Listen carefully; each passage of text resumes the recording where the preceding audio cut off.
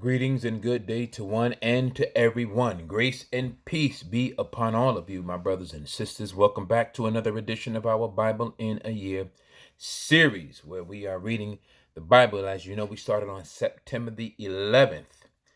And this will be the reading for Saturday, September 17th, 2022, day number 7 in our quest of 365 days of reading the Bible. We are in the book of Job. As you know, we are reading the Blue Letter Bible chronological daily reading plan. This is just not Genesis, Exodus, Leviticus, Numbers, Deuteronomy, Joshua, Judges, Ruth, Samuel, 1st, 2nd Samuel, 1st, 2nd Chronicles, 1st, 2nd Kings, so on and so forth. This is a chronological format of the Bible. So we started in Genesis up to chapter 11. Now we are in the book of Job. And this will be Job in its entirety. And then we'll get back into the book of Genesis. So we thank God for his word and pray that he continues to bless each and every one of us. God bless you. We're in the book of Job. This is chapters 14, 15, and 16. This will be a two-part episode. And in the first part, of course, we'll be reading Job chapters 14 and 15. Amen. Chapter 14 in the book of Job. This is the New King James Version that I am reading from. And the word of the Lord reads, verse 1, chapter 14. Man who is born of woman. Now remember, this is Job talking. And Job was what? This is his despondent prayer. And in chapter 14, he's still speaking. And he says, man who is born of woman is of few days and full of trouble. Is of few days and full of trouble.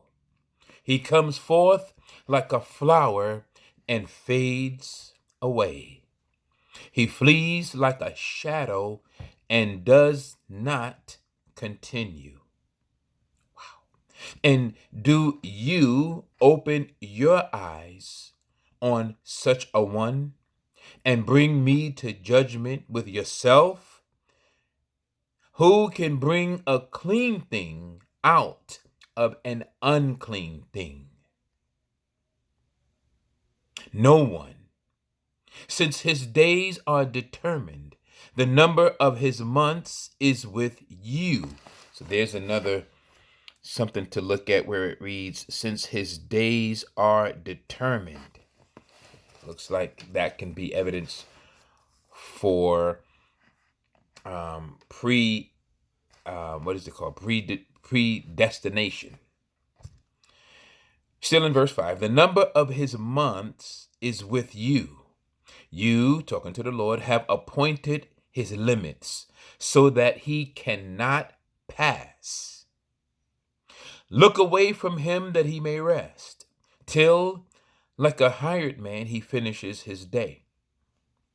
For there is hope for a tree, if it is cut down, that it will sprout again, and that its tender shoots will not cease.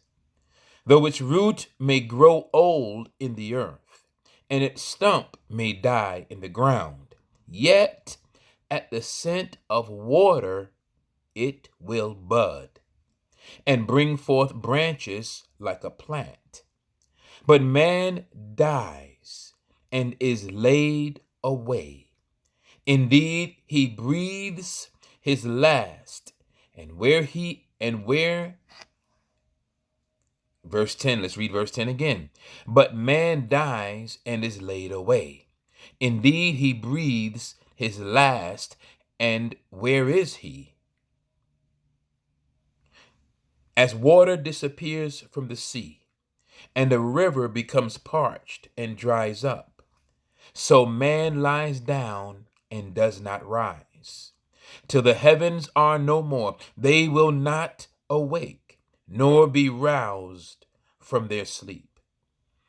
Oh, that you would hide me in the grave, that you would conceal me until your wrath is past, that you would appoint me a set time and remember me.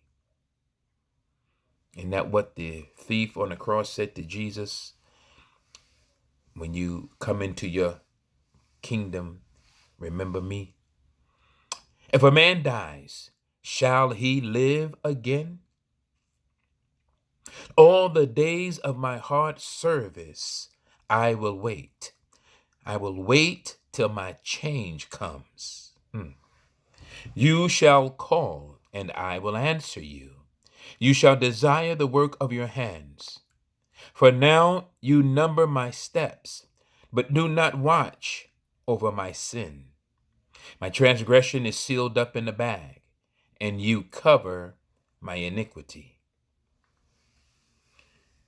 But as a mountain falls and crumbles away, and as a rock is moved from its place, as water wears away stones, and as torrents wash away the soil of the earth, so you destroy the hope of man. You prevail forever against him, and he passes on. You change his countenance and send him away. His sons come to honor, and he does not know it. They are brought low, and he does not perceive it. But his flesh will be in pain over it, and his soul will mourn over it. That was chapter 14 in the book of Job. We are going into chapter 15. 1 second, please. Going into chapter 15, and the word reads, verse 1. This is Eliphaz. Eliphaz accuses Job of folly. This is the third comforter, third friend of Job speaking. No, we would have heard from Zohar. No, Eliphaz was the very first one, and then Bildad. Zophar did speak, yes. So Eliphaz was the first one that started speaking with Job. Then Eliphaz the Temanite answered and said, should a wise man answer with empty knowledge and fill himself with the east wind? Should he reason with unprofitable talk, or by speeches with which he can do no good? Yes, you cast off fear and restrain prayer before God, for your iniquity teaches your mouth. And you choose the tongue of the crafty. Your own mouth condemns you, and not I. Yes, your own lips testify against you. Are you the first man who was born? Or were you made before the hills? Have you heard the counsel of God? Do you limit wisdom to yourself? What do you know that we do not know? What do you understand that is not in us? Both the gray-haired and the aged are among us. Much older than your father are the consolation, verse 11, are the consolations of God too small for you? And the word spoken gently with you? Why does your heart carry you away? And what do your eyes wink at? That you turn your spirit against God, and let such words go out of your mouth. What is man that he could be pure? And he who is born of a woman, that he could be righteous? If God puts no trust in his saints, and the heavens are not pure in his sight, how much less man, who is abominable and filthy, who drinks iniquity like water? I will tell you, hear me. Verse 17. What I have seen, I will declare. What wise men have told, not hiding anything received from their fathers. Let's start verse 17 again. Excuse me. Start in verse 17 again here in chapter 15 in the book of Job. I will tell you, hear me. What I have seen, I will declare. What wise men have told, not hiding anything received from their fathers, to whom alone the land was given, and no alien passed among them. The wicked man writhes with pain all his days, and the number of years is hidden from the oppressor. Dreadful sounds are in his ears. In prosperity, the destroyer comes upon him. He does not believe that he will return from darkness, for a sword is waiting for him.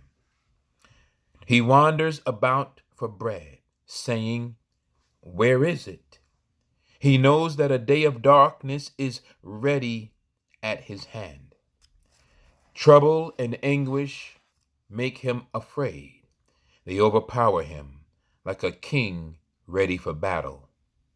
For he stretches out his hand against God and acts defiantly against the Almighty, running stubbornly, verse 26, running stubbornly against him with his strong embossed shield.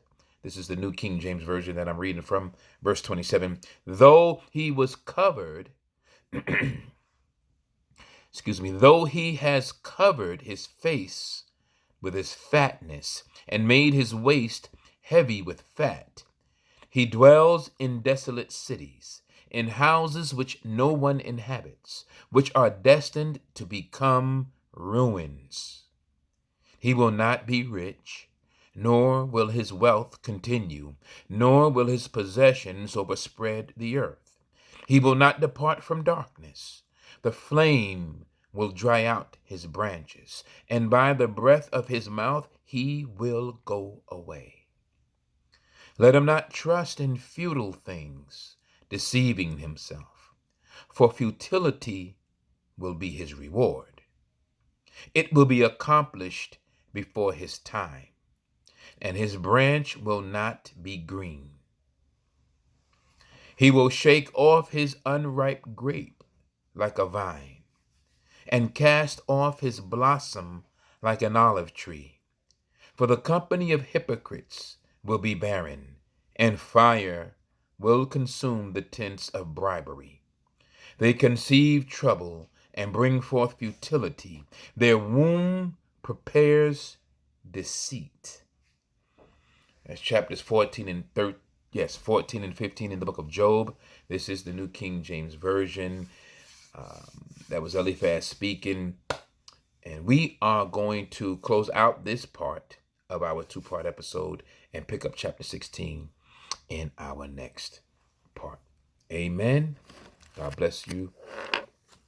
Heaven smile upon you. Amen.